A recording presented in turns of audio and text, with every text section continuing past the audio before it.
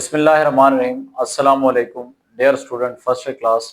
आज हमारा टॉपिक जो है माइटोकॉन्ड्रिया पे है और mitochondria very very important specially आपके पेपर पॉइंट ऑफ व्यू से और एमडी कैट के हवाले से ये ऑर्गेनेली जो है बहुत ही इंपॉर्टेंट है। तो चलते हैं जी अपने टॉपिक की तरफ। सबसे पहले वर्ड माइटोकॉन्ड्रिया क्या है, इसकी एटिमोलॉजी देखते हैं कि हमने माइटोकॉन्ड्रिया को माइटोकॉन्ड्रिया क्यों बोला है। तो सबसे पहले आप वर्ड माइट्रो और कॉन्ड्रियान, ये दो वर्ड आपको नजर आ रहे हैं। माइट्रो मीन यहाँ पे है थ्रेड, यानी इसका मतलब होता है फाइबर लाइक या धागों की तरह, और कॉन्ड्रियान का मतलब होता है ग्रेन्यूलर, यानी बिल्कुल आपको ग्रेन्यूल्स की तरह, या फिर ये रॉड लाइक आपको जो है वो नजर आते हैं। तो ये इसका लफ्जी मतलब है कि माइटोकॉन्ड्रिया जो है ये कोई थ्रेड या फिर रॉड लाइक या फिर ग्रेन्यूलर स्ट्रक्चर है जो हमें नजर आती है। उसके बाद आते हैं हम लोग इसको, शुरू शुरू में कुछ साइंटिस्ट थे जो इसको बायोब्लास्ट भी कहते थे। What is meant by bioblast? बिंडा नामी एक साइंटिस्ट था जो इसको बायोब्लास्ट कहता था। और बायोब्लास्ट का मतलब बायो मीन लाइफ और ब्लास्ट मीन कोई धमाका खेज मवाद, यानी लिविंग थिंग के लिए, क्योंकि ये माइटोकॉन्ड्रिया ऑर्गेनेली जो है ये एनर्जी पैदा करती थी, इस वजह से इसको शुरू शुरू में बायोब्लास्ट का वर्ड भी इसके लिए बोला गया था। क्लियर है? उसके बाद आते हैं स्टूडेंट हम लोग इसकी अकरेंस की तरफ कि माइटोकॉन्ड्रिया ऑर्गेनेली कहां पर पाई जाती है। माइटोकॉन्ड्रिया ऑर्गेनेली जो है मैं आपको पहले भी बता चुका हूं, that is a double membranous organelle. इसमें दो मेम्ब्रेन होती हैं और ये सिर्फ और सिर्फ मौजूद होगी इन द यूकैरियोट्स। ये आपको यूकैरियोटिक सेल में नजर आएगी but absent in the prokaryote. आपको ये प्रोकैरियोटिक सेल में माइटोकॉन्ड्रिया नजर नहीं आते। और इस पे मैं आपको कल बता चुका हूं कि वो अपनी एनर्जी जो है प्रोकैरियोटिक सेल फिर कैसे पैदा करते हैं। मैंने आपको बताया था वहां पे रेस्पिरेटरी एंजाइम होते हैं जो कि उनकी मेसोसोम या फिर सेल मेम्ब्रेन की इन्वेजिनेशन के अंदर होते हैं, जो कि एटीपी बनाने में इन्वॉल्व होते हैं। क्लियर है? तो अक्रेंस के हवाले से आपने याद रखना है कि ये यूकैरियोटिक सेल में मौजूद है but absent in the prokaryotic cell. Prokaryotic cell में आपको ये नजर नहीं आती। उसके बाद स्टूडेंट हम लोग माइटोकॉन्ड्रिया को नाम देते हैं, that is called power house of the cell. Power house of the cell, short question आएगा इस पे कि why the mitochondria are called the power house of the cell. हम माइटोकॉन्ड्रिया को power house of the cell क्यों कहते हैं? क्योंकि याद रखिएगा स्टूडेंट, माइटोकॉन्ड्रिया वो ऑर्गेनेली है जो सेल के लिए एनर्जी बनाती है in the form of ATP. ATP यहां पे मैंने लिखा हुआ है in the form of ATP. ATP दरअसल that is the adenosine triphosphate. और एटीपी की ही फॉर्म में क्यों एनर्जी बनाई जाती है, इसके लिए मैं आपको बताता चलूं कि एटीपी की सूरत में एनर्जी इस वजह से बनाई जाती है because that is highly unstable.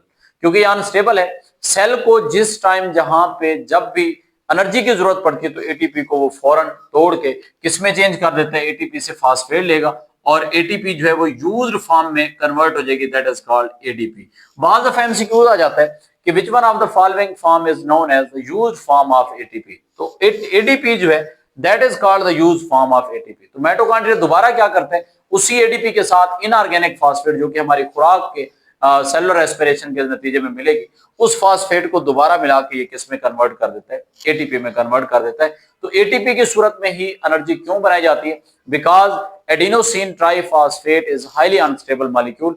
इसको जिस टाइम जहां पे भी सेल को जरूरत पड़ती है एनर्जी की एक्टिविटीज के लिए, एटीपी फौरी तौर पे जो है वो टूट कर किस में चेंज हो जाती है, एडीपी में। और इनऑर्गेनिक फास्फेट जो एनर्जी रिलीज होगी वो हमारी बॉडी की सेलुलर एक्टिविटीज में इस्तेमाल होती है। उसके बाद स्टूडेंट हम बात करते हैं इसके स्ट्रक्चर की कि माइटोकॉन्ड्रिया दिखने में कैसा है। जब हम लोग इसको देखते रहे अंडर द कंपाउंड माइक्रोस्कोप, जब हमने इसको कंपाउंड माइक्रोस्कोप के नीचे देखा तब it appear to be the vesicle. तब हमारे पास ये माइटोकॉन्ड्रिया जो वेजिकल लाइक नजर है, बिल्कुल वेजिकल की तरह, यानी इस शेप में गोल, और या फिर ये हमें नजर आए रॉड शेप। अब रॉड शेप से मुराद ये बिल्कुल आपको ना ये इस तरह से नजर आते हैं, that is a rod shape, बिल्कुल इस तरह से। और तीसरा पॉइंट लिखा हुआ है आर फिलामेंटोस। फिलामेंटोस का मतलब है ये कोई धागा नुमा हमें जो है वो चीज नजर आई, जैसे कि मैंने यहाँ पे फिलामेंट बनाया हुआ है। तो इनका स्ट्रक्चर हमें कब रॉड लाइक, वेजिकल लाइक और फिलामेंट लाइक नजर आए, जब हमने इसको किस में देखा, अंडर द कंपाउंड माइक्रोस्कोप। फिर साइंटिस्ट ने क्या किया, जैसे ही जिद्दत आई क्रोमोसोम के आपके माइक्रोस्कोप के अंदर, तो साइंटिस्ट ने क्या किया, इसको देखा अंडर द इलेक्ट्रॉन माइक्रोस्कोप। यानी जैसे ही हमने इसको इलेक्ट्रॉन माइक्रोस्कोप के नीचे देखा तो तब जाके इसकी शेप हमें नजर आई, that it consist of the two membrane. तब हमें यह पता चला कि माइटोकॉन्ड्रिया सिर्फ रॉड लाइक, वेजिकल लाइक या फिर फिलामेंटोस नहीं है, बल्कि ये तो दो मेम्ब्रेन पर मुश्तमिल है। इसकी दो मेम्ब्रेन आपको नजर आती है, जिसमें उसने बताया जी आउटर मेम्ब्रेन जो है इट इज अ स्मूथ। इसकी आउटर मेम्ब्रेन जब देखी तो वो बिल्कुल स्मूथ थी, बिल्कुल आपको लीनियर नजर आई, उसमें कोई फोल्डिंग वगैरह मौजूद नहीं थी। और it act like a sieve, ये आपको बिल्कुल सीव लाइक नजर आई, और that filter the molecule that are the too big, जो बड़े मॉलिक्यूल हैं ये आउटर मेम्ब्रेन उनको फिल्ट्रेशन के लिए, उनको फिल्टर करने में इस्तेमाल होती थी। तो ये आउटर मेम्ब्रेन के हवाले से। उसके बाद ही मैंने बताया जी इसकी जो इनर मेम्ब्रेन जब देखिए तो इनर मेम्ब्रेन में that is a highly convoluted, इसमें बहुत सारी कन्वोल्यूशन थी, बहुत सारे इसमें बल थे, और दैट फॉर्म द इनफोल्डिंग, जो बहुत सारी इनफोल्डिंग बनाती थी, और उन इनफोल्डिंग को हमने किस चीज का नाम दिया, these infoldings are called the cristae. तो ये आपने पॉइंट याद रखना है। बाज दफा क्रिस्टी पे शॉर्ट क्वेश्चन आ जाता है कि व्हाट आर द क्रिस्टी, तो आप लोग बताएंगे कि माइटोकॉन्ड्रिया की जो इनर मेम्ब्रेन है वो इनफोल्डिंग्स बनाती है, वो बिल्कुल आपको इनफोल्डिंग में नजर आएगी, यानी उसमें आपको कन्वोल्यूशन नजर आएंगी बहुत सारी, और उन इनफोल्डिंग्स को हम नाम देते हैं these are called the cristae. ठीक है जी, which increase the surface area, और ये क्रिस्टी जो है ये सेल के सरफेस एरिया को इंक्रीज कर रही होती है। तो ये मैंने आपको दो डिफरेंस बता दिए कि आउटर मेम्ब्रेन दिखने में कैसी थी और इनर मेम्ब्रेन दिखने में कैसी थी। आउटर मेम्ब्रेन बिल्कुल स्मूथ थी, सीव लाइक थी, और इनका काम था आउटर मेम्ब्रेन का filter to the big molecule, और इनर मेम्ब्रेन हाईली कन्वोल्यूटेड थी, इनर मेम्ब्रेन में इनफोल्डिंग थी, और उन इनफोल्डिंग को हमने क्या नाम दिया, these are called cristae. Clear है यहां तक? तो एक डिफरेंस आपने ये इनर और आउटर के हवाले से याद रखना है। उसके बाद स्टूडेंट हम बात करते हैं कि जो हमारे पास इनर मेम्ब्रेन की क्रिस्टी है, इन क्रिस्टी के अंदर आपको कुछ F1 पार्टिकल नजर आए। What are the F1 particle? F1 particle जो है ये हमेशा क्रिस्टी के इनर सरफेस पे, these are the knob like structure, ये बिल्कुल आपको नोब लाइक स्ट्रक्चर जो नजर आता है। दरअसल ये जो F1 पार्टिकल है ये कुछ भी नहीं होते, ये दरअसल एक एंजाइम है that is known as ATP synthetase, जिसका रोल क्या है कि सेल के लिए एनर्जी जो है बनाना in the form of ATP. दरअसल यही F1 पार्टिकल होते हैं आपके माइटोकॉन्ड्रिया के पास, जो एडीपी को इनऑर्गेनिक फास्फेट के साथ मिलाते हैं और किस में कन्वर्ट कर देते हैं, एटीपी के अंदर। तो ये आपने F1 पार्टिकल के हवाले से याद रखना, और ये आपको शॉर्ट क्वेश्चन आता है कि describe about the F1 particle, या what do you know about the F1 particle. तो आप लोग क्या बताएंगे F1 पार्टिकल क्या होते हैं? F1 पार्टिकल हमारे पास जी these are inner surface of the crystal, cristae के ना अंदर वाली साइड पे होते हैं, has a knob like structure, बहुत सारे नोब लाइक स्ट्रक्चर होते हैं इनटू द मैट्रिक्स। और ये आपने याद रखना है वो जो नोब लाइक स्ट्रक्चर है वो मैट्रिक्स की तरफ होते हैं, यानी मैट्रिक्स से आउटसाइड नहीं होते, मैट्रिक्स टुवर्ड द मैट्रिक्स होते हैं ये नोब लाइक स्ट्रक्चर, और इन नोब लाइक स्ट्रक्चर को हम नाम देते हैं these are called F1 particle. अब इन F1 पार्टिकल का फंक्शन यहाँ पे मैंने लिखा हुआ है कि these are actually the enzyme, और मैंने अभी आपको एंजाइम का नाम बताया, they are known as ATP synthetase, और एटीपी सिंथेटेज का दरअसल जो काम है वो यही है कि ये एडीपी को इनऑर्गेनिक फास्फेट के साथ मिला के एटीपी जो है बनाने में इन्वॉल्व होते हैं। तो ये आपने याद रखना है F1 पार्टिकल। अच्छा, बाज दफा ये सवाल पूछा जाता है कि हम इन F1 पार्टिकल को F1 क्यों कहते हैं, ठीक है, F2 या F0 जो है वो क्यों नहीं कहते। यहाँ पे मैंने एक बार लिखा F0 पार्टिकल। देखिए बिल्कुल ऐसे ही है जैसे हम कोई बिल्डिंग बना रहे हो और उसका एक पोर्शन हमने बेस में बनाया हो जिसको हम बेस बोलते हैं, और उसके बाद फिर पहली मंजिल, फिर दूसरी मंजिल, फिर इस तरह से, यानी फर्स्ट स्टोरी, फिर सेकंड स्टोरी, इस तरह से। तो बिल्कुल ऐसे ही हमारे पास जो एटीपी सिंथेटेज है, जब वो इनर माइटोकॉन्ड्रियल क्रिस्टी के अंदर आपको नजर आएंगे जहां से उनकी इब्तिदा हो रही है और वो बाहर नजर ना आए, वो एरिया उसका कहलाएगा F0 पार्टिकल। क्लियर है? और जो एरिया उसका फर्स्ट स्टेप आपको, फर्स्ट फ्लोर उसका नजर आएगा, यानी आपको नजर आएगा क्रिस्टी के इनर साइड पे मैट्रिक्स वाले रीजन की तरफ, वो एरिया हमारा कहलाएगा that is called F1 particle. दरअसल वही रीजन होता है, नोब लाइक स्ट्रक्चर होते हैं जहां पे एटीपी सिंथेटेज मौजूद होते हैं और ये एनर्जी बनाने में इस्तेमाल होंगे जी। उसके बाद हम बात करते हैं अदर कॉम्प्लेक्सेस, यानी बहुत सारे और भी कॉम्प्लेक्सेस हैं F1 पार्टिकल और F0 के अलावा, they are also found in the inner membrane. ये भी सारे के सारे कॉम्प्लेक्सेस आपको कहां पे नजर आते हैं?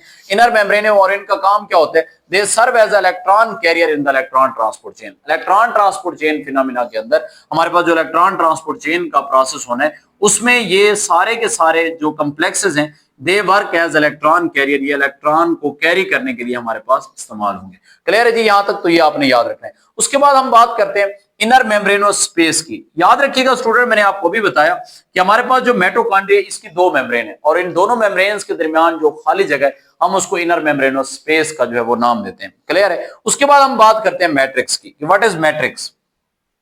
व्हाट इज मैट्रिक्स जी? मैट्रिक्स क्या होता है जी? Matrix that is inside the inner membrane, ये इनर मेम्ब्रेन के अंदर वाली जगह है, that is a large, there is a large matrix. Matrix बिल्कुल सेम लाइक अ साइटोप्लाज्म, जैसे हमारे सेल का साइटोप्लाज्म होता है ना, बिल्कुल माइटोकॉन्ड्रियल जो मैट्रिक्स रीजन है वो बिल्कुल साइटोप्लाज्म की तरह होता है। क्लियर है जी? अब उसमें क्या मौजूद होता है इस मैट्रिक्स के अंदर? स्टूडेंट याद रखिएगा इस मैट्रिक्स रीजन के अंदर बहुत सारे आपको एंजाइम नजर आते हैं, और वो एंजाइम किस काम में इन्वॉल्व होते हैं यहाँ पे मैंने हाईलाइट किया हुआ है। ये एंजाइम आपको नजर आएंगे मैट्रिक्स के अंदर, that catalyse some step of the cellular respiration, जो सेलुलर रेस्पिरेशन के कुछ स्टेप को कैटलाइज करते हैं। जैसा कि हमारे पास एग्जांपल क्या दी हुई है, क्रेब्स साइकिल। तो क्रेब्स साइकिल में ये जो एंजाइम इस्तेमाल होंगे वो दरअसल किस रीजन में पड़े होते हैं, मैट्रिक्स रीजन के अंदर मौजूद होते हैं।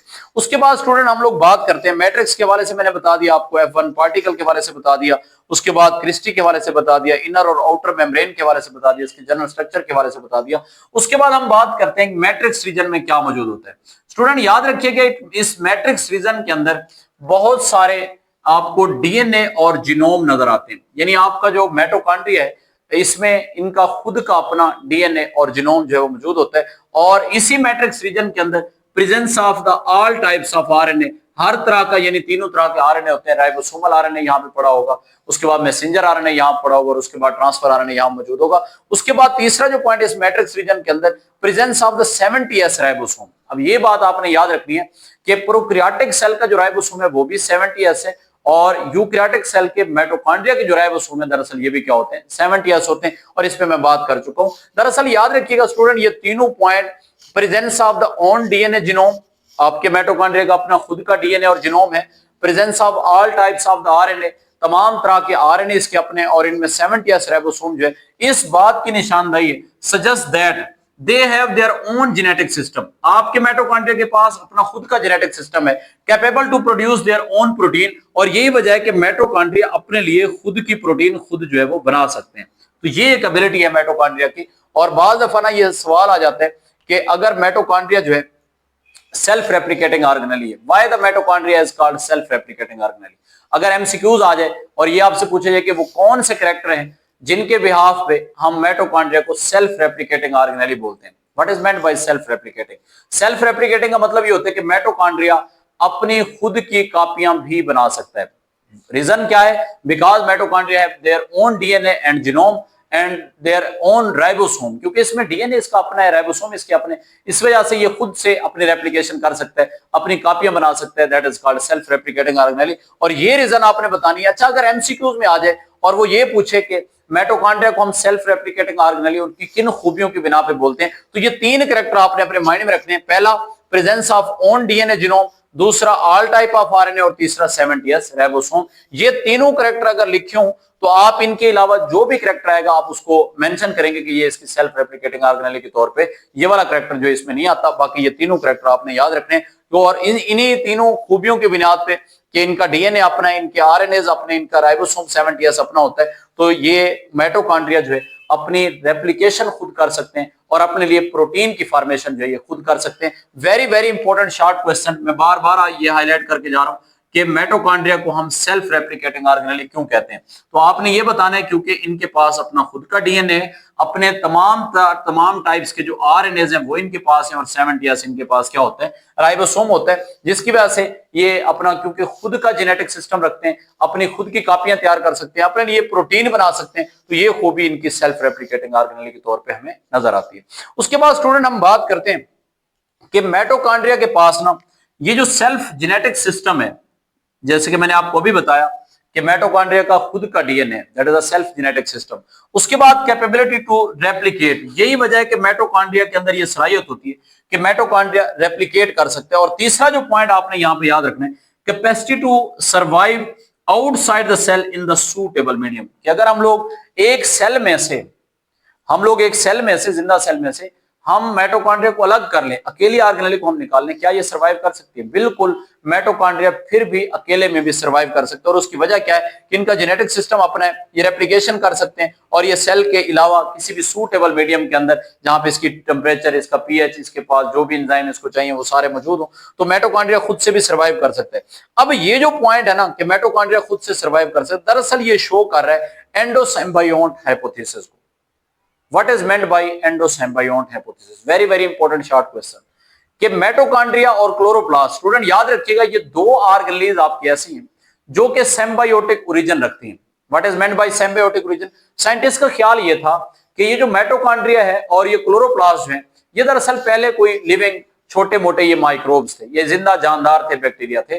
फिर इनको क्या हुआ, किसी बड़े बैक्टीरिया ने इंजेस्ट कर लिया, और जब बड़े बैक्टीरिया ने इंजेस्ट किया तो डाइजेस्ट करने के बजाय, इनको डाइजेशन के बजाय उन्होंने इनको अपने पास रख लिया, और इन्होंने देखा ये तो बड़े काम की चीज है, क्योंकि ये माइटोकॉन्ड्रिया जो जानदार पहले तस्वुर किया जाता था, ये उस बैक्टीरिया को जिसने इसको इंगल्फ किया उसको ये एनर्जी बना बना के देने लग गया। तो उसने फिर इसको डाइजेस्ट नहीं किया, उसने इसको डाइजेस्ट बिल्कुल नहीं किया क्योंकि उसको ये एनर्जी बना के दे रहा था। तो यही वजह है कि ये जितने भी आपकी दो ऑर्गेनिज्म मैंने अभी बोली है, एक मैंने माइटोकॉन्ड्रिया की बात की और एक मैंने क्लोरोप्लास्ट की बात की, that have the symbiotic origin. यही वजह है कि इनकी इब्तिदा जो है वो प्रोक्रियाट के तौर पे आपको नजर आती है। तो ये पॉइंट आपने याद रखना है। और इसमें यहाँ पे लिखा हुआ है कि these 3 points, number 1 self genetic system, दूसरा रेप्लिकेशन, और तीसरा मैंने आपको क्या बताया जी, सूटेबल मीडियम में ये खुद से सर्वाइव कर सकते हैं। Suggest that organism with an organism. ये देखिए ये पॉइंट लिखा हुआ है कि ये दरअसल शुरू में ये जानदार थे जो किसी जानदार में रहते थे।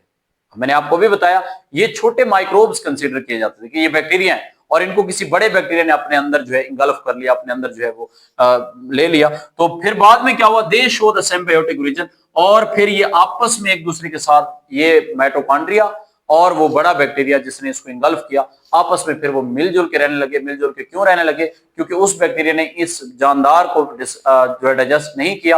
और क्यों नहीं किया? क्योंकि ये उसको फौरन क्या बना के देना शुरू कर दी, इसने एनर्जी जो है वो बना के देना शुरू कर दी। तो ये सिम्बायोटिक ओरिजिन ऑर्गेनेली हैं। दो ऑर्गेनेलीज हैं आपने याद रखनी है जिनका सिम्बायोटिक ओरिजिन शो होता है। एक हमारे पास है क्लोरोप्लास्ट और सेकंड हमारे पास क्या है, दैट इज अ माइटोकॉन्ड्रिया। उसके बाद स्टूडेंट हम लोग बात करते हैं साइज ऑफ माइटोकॉन्ड्रिया पे कि माइटोकॉन्ड्रिया का साइज क्या है। अच्छा ये सवाल भी आपने एंडोसिम्बियोट ओरिजिन वाला भी आपने याद रखना है, एंडोसिम्बियोट हाइपोथेसिस, ये भी बड़ा इंपॉर्टेंट शॉर्ट क्वेश्चन, और सेल्फ रेप्लिकेटिंग वाला ये भी इंपॉर्टेंट शॉर्ट क्वेश्चन है। उसके बाद है जी साइज ऑफ माइटोकॉन्ड्रिया। अगर हम डायमीटर देखें तो इसका 0.5 to 1 माइक्रोमीटर आपको डायमीटर नजर आता है, और अगर हम इसकी लेंथ देखें तो आपको 7 माइक्रोमीटर तक आपके माइटोकॉन्ड्रिया की जो है वो लेंथ नजर आती है। स्टूडेंट यहां तक मैंने इसके बारे में आपको जो थ्योरी थी वो सारी की सारी बता दी। अब हम लोग मूव करते हैं इसकी डायग्रामेटिक एक्सप्लेनेशन की तरफ। जी स्टूडेंट, यहाँ पे स्केच ऑफ द माइटोकॉन्ड्रिया के हवाले से मैंने आपको बताना है, तो आप लोग इस स्केच को जरा गौर से देखें। सबसे पहले इस आउटर मेम्ब्रेन को देखें, ये जो आपको रेड में नजर आ रही है, और ये बिल्कुल स्मूथ है, इसमें आपको कोई भी फोल्डिंग इनफोल्डिंग कोई भी कन्वर्जन आपको नजर नहीं आ रही। उसके बाद जो दूसरी इनर मेम्ब्रेन है ना, इनर मेम्ब्रेन, आप इसमें देखिए, इसमें आपको बहुत सारी इनफोल्डिंग नजर आ रही है, और दरअसल इन्हीं इनफोल्डिंग्स को हम नाम देते हैं, these infoldings are called cristae. Inner membrane की जो इनफोल्डिंग्स हैं हम उनको नाम दे रहे हैं क्रिस्टी। और याद रखिएगा स्टूडेंट, बार दफा ये पूछा जाता है कि माइटोकॉन्ड्रिया के अंदर जो क्रिस्टी हैं ये किस तरफ आपको नजर आती है, तो आपने बताना है टुवर्ड द मैट्रिक्स रीजन। और ये एरिया जो आपको ये खाली नजर आ रहा है यहाँ पे, इस एरिया को आपने नाम देना है जो कि साइटोप्लाज्मिक एरिया है, इसको आपने नाम देना है that is called matrix. Clear है? अब सबसे पहले वन बाय वन देखते जाते हैं इन सारी चीजों को।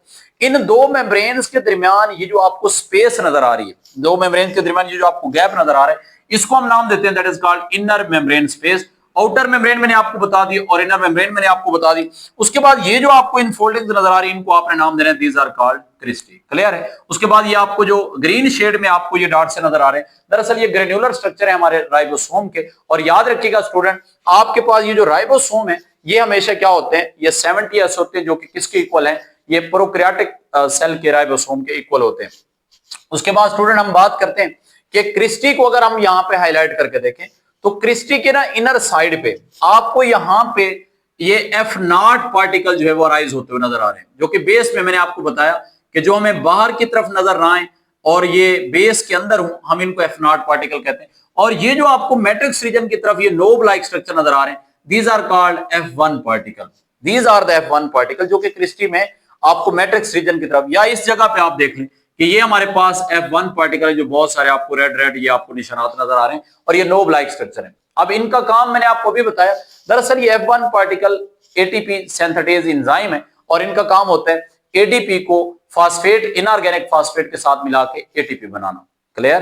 तो ये जो माइटोकॉन्ड्रिया की खूबी है जिसमें ये एटीपी बना सकता है इन F1 पार्टिकल को यूज करके, माइटोकॉन्ड्रिया को हम इसी खूबी की बिहाफ पे कहते हैं that is called power house of the cell.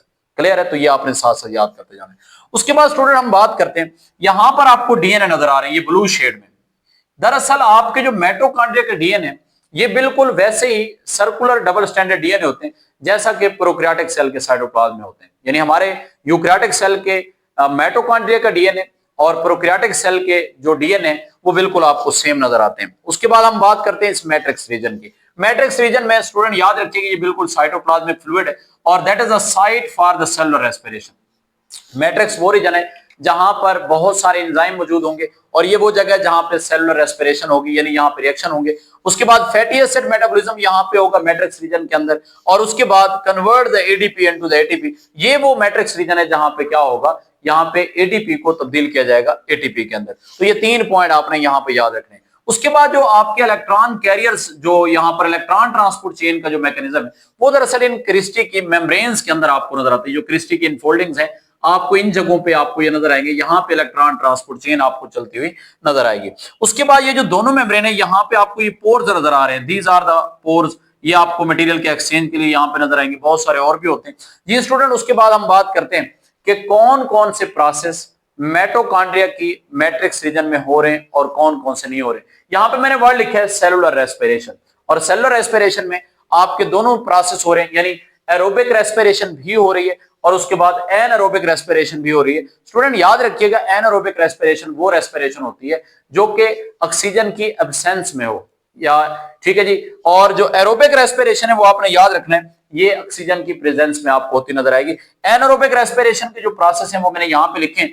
एक हमारे पास है लैक्टिक एसिड फर्मेंटेशन और दूसरा हमारे पास है अल्कोहलिक फर्मेंटेशन। स्टूडेंट बताने का जो मतलब है वो ये है कि एनारोबिक रेस्पिरेशन के जितने भी स्टेप हैं वो माइटोकॉन्ड्रिया में नहीं होते, यानी ना तो लैक्टिक एसिड फर्मेंटेशन माइटोकॉन्ड्रिया में हो रही है, ना ही अल्कोहलिक फर्मेंटेशन। और ये मैंने इस पे क्रॉस लगा दिया, आपने ये माइंड में रखना है कि एनारोबिक रेस्पिरेशन जो है ये माइटोकॉन्ड्रिया में नहीं होती। अब आते हैं हम सेलुलर रेस्पिरेशन में, एरोबिक रेस्पिरेशन की बात करते हैं। स्टूडेंट याद रखिएगा, एरोबिक रेस्पिरेशन का जो फर्स्ट स्टेप है that is known as the glycolysis. Second step को हम नाम देते हैं ऑक्सीडेटिव फास्फोराइलेशन, या इस रिएक्शन को हम नाम देते हैं that is called linker reaction. Clear. Third reaction हमारे पास है क्रेब्स साइकिल, और फोर्थ रिएक्शन है हमारे पास इलेक्ट्रॉन ट्रांसपोर्ट चेन। अब इनमें से कौन से रिएक्शन ऐसे हैं एरोबिक रेस्पिरेशन के जो सेल के साइटोप्लाज्म में होते हैं, और कौन से रिएक्शन ऐसे हैं जो कि माइटोकॉन्ड्रिया में होते हैं। याद रखिएगा, यहां पे मैंने फर्स्ट जो रिएक्शन है that is known as the glycolysis. Glycolysis student याद रखिएगा कि ये माइटोकॉन्ड्रिया में नहीं हो रहा, बल्कि सेल के साइटोप्लाज्म में हो रहा है। ये आपने याद रखना है कि माइटोकॉन्ड्रिया में ग्लाइकोलाइसिस नहीं हो रही, बल्कि ग्लाइकोलाइसिस कहां पे हो रही है, सेल के साइटोप्लाज्म में। उसके बाद ये 3 रिएक्शन जिसमें ऑक्सीडेटिव फास्फोराइलेशन है, उसके बाद क्रेब्स साइकिल है, और उसके बाद इलेक्ट्रॉन ट्रांसपोर्ट चेन है, ये 3 स्टेप स्टूडेंट याद रखिएगा, ये हमारे माइटोकॉन्ड्रिया की मैट्रिक्स में होते हैं। क्लियर है यहां तक। तो ये आपके बारे में आज के लेक्चर के बारे में कंप्लीट हमारे पास कंसेप्ट आ गया कि हमारे माइटोकॉन्ड्रिया की शेप क्या है, F1 पार्टिकल क्या होते हैं, मैट्रिक्स क्या है, क्रिस्टी क्या है, माइटोकॉन्ड्रिया को डबल मेम्ब्रेन जो ऑर्गेनेल है वो कैसे हमें देखी गई, इसमें राइबोसोम किस तरह के होते हैं, मैंने आपको बताया 70s राइबोसोम होते हैं, इनमें डीएनए कैसा होता है, सर्कुलर होता है। उसके बाद बाद दफा ना क्वेश्चन आ जाता है कि what is difference between inner and outer membrane, inner membrane और आउटर मेम्ब्रेन में कंपैरिजन में क्या डिफरेंसेस है। तो आप पहला डिफरेंस यही बताएंगे स्टूडेंट कि आउटर मेम्ब्रेन जो है वो बिल्कुल स्मूथ है, लेकिन इनर मेम्ब्रेन में आपको क्या नजर आ रही है, इनफोल्डिंग नजर आ रही है। ठीक है जी। इनर मेम्ब्रेन के अंदर आपको क्रिस्टल नजर आ रहे हैं, इनर मेम्ब्रेन के अंदर ही आपको F1 पार्टिकल नजर आ रहे हैं। इनर मेम्ब्रेन वो एरिया है जहां पे आपको F1 पार्टिकल या एटीपी सिंथेटेज नजर आएंगे, इनर मेम्ब्रेन वो एरिया है जहां पे आपको राइबोसोम नजर आएंगे, लेकिन आउटर मेम्ब्रेन में बिल्कुल आपको कोई भी ऐसी चीज नजर नहीं आएगी। तो ये आपने सारा कुछ जो है वो माइटोकॉन्ड्रिया के हवाले से याद रखना है। आज के लिए इतना ही काफी है, कल इंशाल्लाह हम लोग बात करेंगे प्लास्टिड पे। अल्लाह हाफिज।